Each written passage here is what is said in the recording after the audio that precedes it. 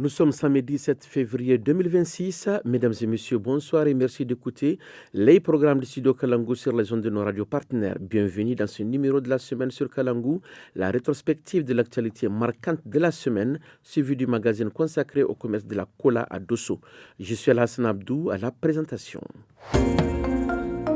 Bonsoir à tous. Nous débutons cette rétrospective avec la déclaration de l'Association des chefs traditionnels du Niger faite mardi dernier à leur siège à Niamey. Dans cette déclaration, l'association appelle à l'unité nationale de tous les fils et filles du pays pour la défense de la patrie. Suivant à ces propos, M. Amir Mohamed Sidoukou, chef de canton de Kouré et secrétaire général de l'Association des chefs traditionnels du Niger.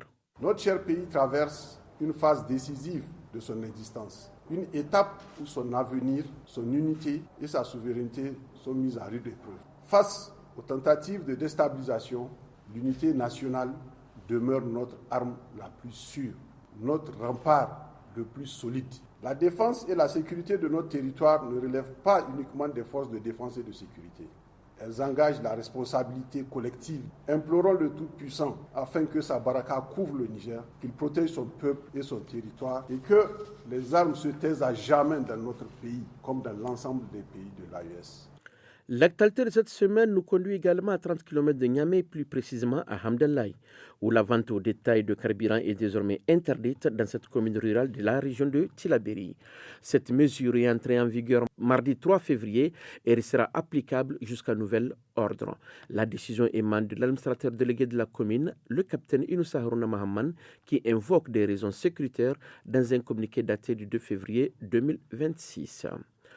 Pendant ce temps, à Zander, un véhicule de transport de marque IAS de 19 places a explosé lundi aux environs de 21h. Il transportait des bouteilles de gaz à destination de Bakimbirji. Aucune perte en vie humaine n'est à déplorer, a assuré M. Maman Aminou Zabaï, directeur régional du commerce. Le véhicule qui transportait les bouteilles, tout comme les bouteilles, était calciné. 37 bouteilles de 12,5 kg et 45 bouteilles de 6 kg. L'incident n'a pas occasionné de pertes en vie humaine, mais c'est l'occasion pour moi à nouveau de rappeler il est formellement interdit de transporter les bouteilles du GPL au niveau des centres emplisseurs par les revendeurs avec quelques moyens de transport que ce soit. Le transport est assuré par les centres emplisseurs eux-mêmes. Direction le marché de Yantala à Niamey pour faire le point sur le prix des produits à 2 semaines du mois de Ramadan. Notre reporter a interrogé des clients sur le coût des légumes et des produits de première nécessité suivant les avis de ses clientes. Moi, je ne vois pas la charité au niveau du condiment. Mais le problème, nous les fonctionnaires, c'est le salaire. Rien qu'avant-hier, les prix des denrées ne sont pas aussi élevés qu'aujourd'hui. Ce matin, j'ai remarqué une hausse sur les prix de tous les produits. Par exemple, avant-hier, j'ai acheté les kilos de lait en poudre à 1250 francs CFA. Aujourd'hui, je l'ai acheté à 1750 francs. Même les bidons de 25 litres d'huile, je l'ai acheté à 26 500, alors qu'il coûtait environ 25 000 francs avant-hier.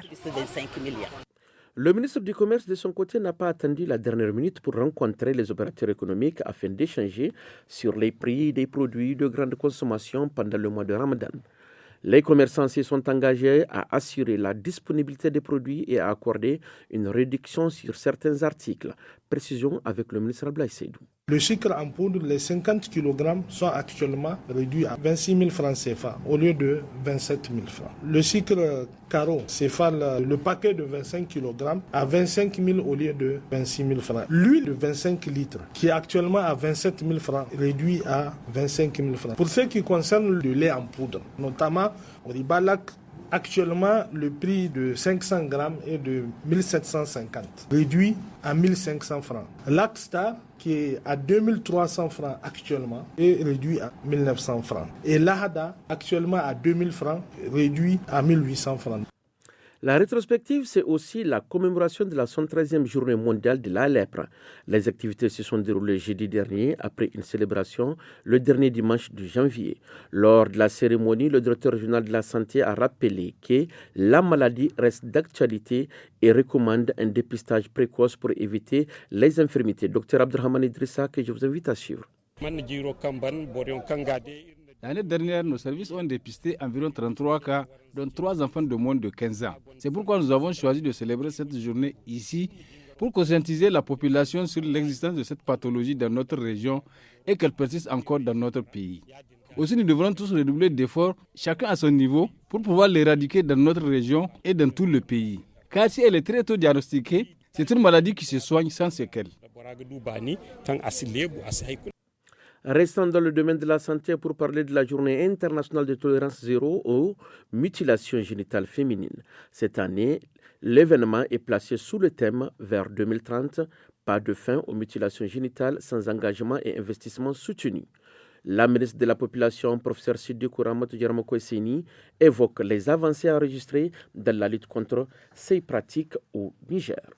Dès 2003, le Niger a affirmé sa fermeté par l'adoption de la loi 2003-25 criminalisant les mutilations génitales féminines dans notre code pénal. Les résultats sont là, tangibles. En effet, le taux de prévalence nationale est passé de 5% en 1998 à 0,7% en 2021.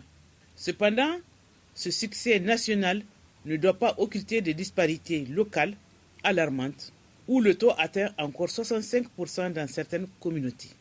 Dans ce contexte, au-delà des engagements des autorités, les professionnels de santé constatent aussi sur le terrain les conséquences de ces pratiques. À Ngingimi, dans la région de Difa, le pont focal VGB du centre hospitalier revient sur l'impact de l'excision sur la santé des victimes. Écoutons le major Hamsatou Barmou.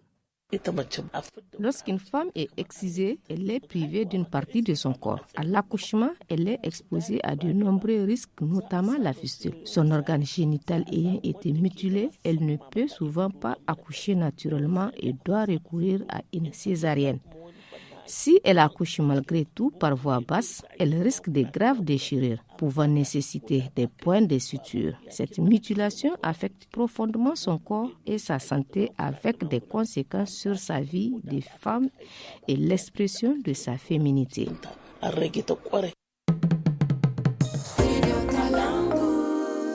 La rétrospective de l'actualité s'intéresse aussi aux fêtes. Nous revenons sur la fête annuelle des animistes des villages de Massalata et d'Agarka dans la région de Tawa qui s'est déroulée lundi dernier.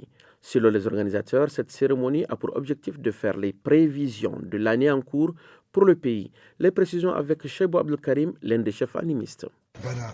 Selon ces prévisions, l'année devrait connaître des pluies abondantes avec des risques d'inondation. La campagne agricole est annoncée féconde, mais certaines zones pourraient être touchées par des ennemis des cultures, notamment des chenilles, des oiseaux et des criquets. Sur le plan sanitaire, ces prévisions évoquent aussi des épidémies. Pour les prévenir, il est conseillé aux populations de faire les offrandes selon la tradition. Il est notamment proposé de faire les offrandes le vendredi avec du riz, du sorgho, du mil ou du maïs. Le jeudi, d'offrir la farine de céréales et de préparer du niébé pour les offrandes.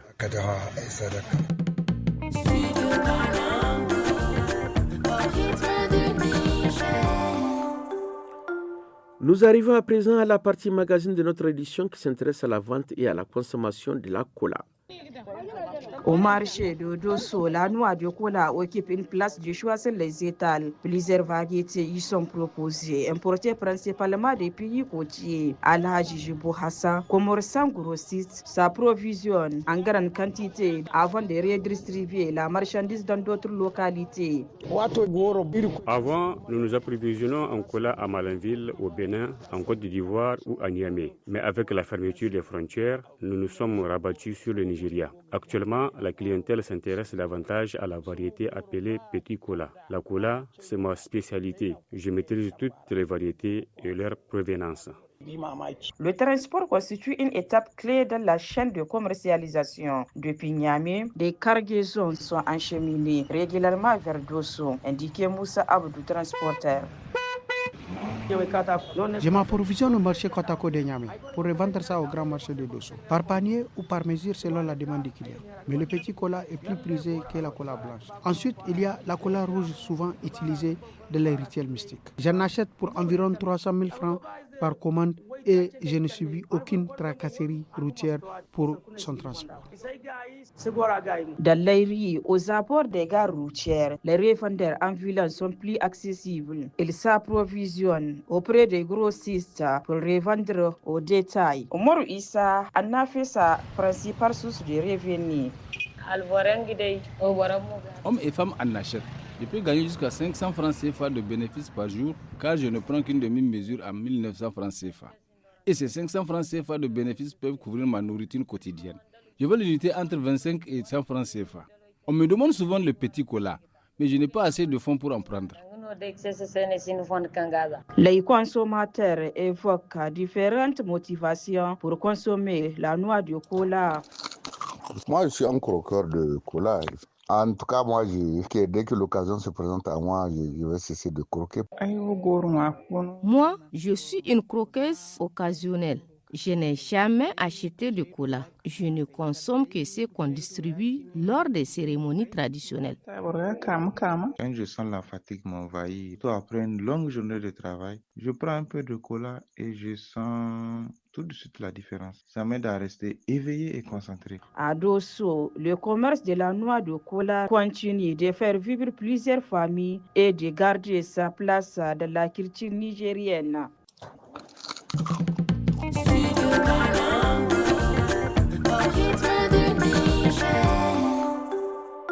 Ce maga est réalisé par notre correspondante depuis Dosso, Nana Hadiza Amadou, et c'est ici que prend fin la semaine sur Kalangu en français. Restez avec nous pour la suite du programme et très bon week-end à tous. Studio Kalangu célèbre ses 10 ans. Toute la semaine prochaine, nous vous donnons la parole dans notre programme spécial. Ne manquez donc pas nos émissions. Sur les ondes de nos radios partenaires et sur nos réseaux sociaux. Studio Kalangu, au rythme du Niger.